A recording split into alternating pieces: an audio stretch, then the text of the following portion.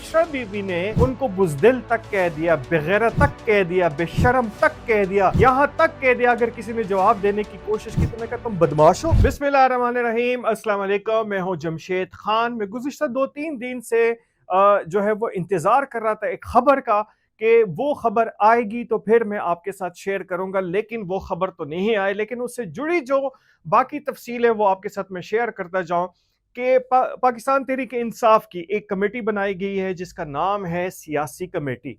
एक है उनकी कोर कमेटी है और एक है सियासी कमेटी। कोर कमेटी में तो जाहिर है बड़े बड़े उनके अहदेदारान हैं, पार्लियामेंटेरियन हैं, लेकिन सियासी कमेटी जो है वो दरअसल इसलिए बनाई गई थी ताकि इसमें अलीमा खान और बुशरा बीबी को एडजस्ट किया जा सके।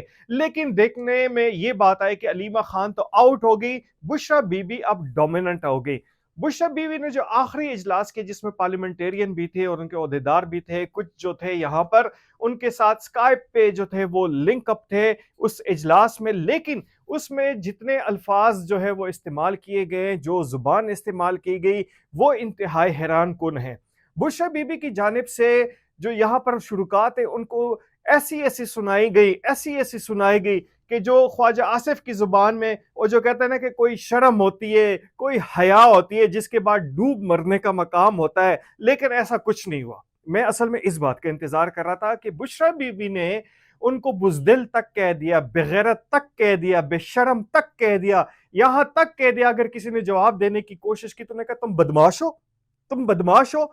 ये लबो लहजा, ये अल्फाज जो थे, एक तो जो कहा जाता है कि बुशरा बीबी एक मजहबी एक जो है वो टच रखती है, मजहबी एक वो बैकग्राउंड रखती है, उनसे ऐसी बातों की तवक्को वैसे किसी को नहीं थी। लेकिन उनके मुलाजमीन, साबका मुलाजमीन जो थे वो इस बात की जरूर तस्दीक करते थे कि बुशरा बेगम जो है वो किस किस्म के अल्फाज और जुमले इस्तेमाल करते हैं। अब सियासी कमेटी में तो सलमान अकरम राजा, बैरिस्टर गौर वगैरह, सद कैसर वगैरह सारे बैठे हुए थे।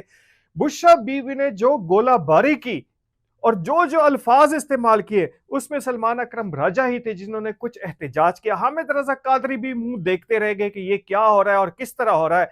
बुशरा बीबी ने पूरी पार्टी हाईजैक की और उसके बाद उनकी वो बेइज्जती की, वो बेइज्जती की कि जिसकी मिसाल कोई नहीं मिलती। पाकिस्तान तहरीक इंसाफ के जो सियासी कमेटी के अरकान थे उनसे हमारी ये तवक्को थी कि शायद ये अब इस्तीफा देंगे, गैरत के नाम पे इस्तीफा दे देंगे कि भाई हमें ये गुलामी कबूल नहीं है। इस तरह की गुलामी ये तो नौकरी से भी बदतर है। यकीन माने जो अल्फाज इस्तेमाल किए गए आप सोच नहीं सकते, वो किसी नौकर को क्या किसी को भी आप नहीं कह सकते। और हमारे जो पश्तून भाई हैं वो तो वैसे भी बड़े गैरतमंद हैं, बड़े बहादुर हैं, बड़े जिदार हैं, बड़े दलेर हैं।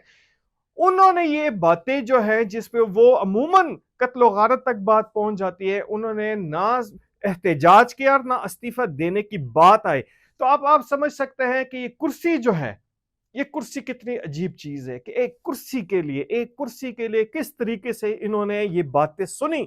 उस पर्दादार खातून ने उनको बुज़दिल तक कह दिया। पंजाब की जो पाकिस्तान तहरीक इंसाफ की कयादत थी वो तो कहता है कि उनको ऐसा धोया गया, ऐसा धोया गया कि अगर थोड़ी सी भी शर्म होती तो ये पार्टी छोड़ के चले जाते, लेकिन वो बस चुप करके सुनते रहे। एक दो बंदे जो है उन्होंने बात करने की कोशिश की जिसमें सलमान अकरम राजा भी शामिल थे और उनको बुशरा बीवी ने कहा कि तुम बदमाश हो और पैसों के लिए सारा कुछ कर रहे, पैसों के लिए ही ये जो है ना तुम जो है केसेस वगैरह लड़ते। जाहिर है उसका प्रोफेशन तो है, वो मस्जिद का काम तो नहीं है। लेकिन हैरत हुई उसके बाद एक खामोशी सी छा गई और इतनी खामोशी छा गई कि बुशरा बीबी के इस इजलास के बाद कुछ जो पार्लियामेंटेरियन थे, जो कुछ एमपीएस थे खैबर पख्तूनख्वा के, उनसे जब बात हुई तो उन्होंने कहा कि हम अब इस्तीफा देने पे सोच रहे हैं लेकिन इस्तीफे अभी तक आए नहीं। उसके बाद जो अमीन गंडापुर साहब जो सीएम खैबर पख्तूनख्वा हैं, उन्होंने एक इजलास जो है 11 बजे के करीब जो है परसों रात को बुलाया सीएम हाउस में, जिसमें मुख्तलिफ पार्लियामेंटेरियन, उनके सूबाई वजीर तक शामिल थे और उनको भी धमकियां तक दी कि आप पार्टी में नहीं रह सकते और जो बुशरा बीवी कहेंगी आपने मनो अन उस पर अमल करना है। अब ये समझ में नहीं आ रहा कि पार्टी चेयरमैन कौन है, पार्टी का सेक्रेटरी जनरल कौन है, पार्टी का स्ट्रक्चर कौन है, बुशरा बीबी कहां से आ गई। बुशरा बीबी जो गैर सियासी, जो एक इमेज बनाया गया था कि एक गैर सियासी खातून है, वो किस तरह वो बिल्ली जो थी वो तेले से बाहर आ चुकी है और किस तरह गुलाम इब्ने गुलाम, नौकरों से बदतर ताल जो है यहाँ पर बर्ताव उनके साथ किया जा रहा है। ये हालत है इस वक्त लीडरों की। यहाँ पर 24 नवंबर के धरने के हवाले से जो यहाँ पर उनके मंसूबे फेल हुए, बुशरा बीबी ने सारा गुस्सा जो है इन पार्लियामेंटेरियन पे उतार दिया है और पार्लियामेंटेरियन भी मजे से अपनी बेइज्जती सुनते रहे, सर झुका के सुनते रहे। अब सवाल यह है कि इससे बड़ी गुलामी और क्या हो सकती है?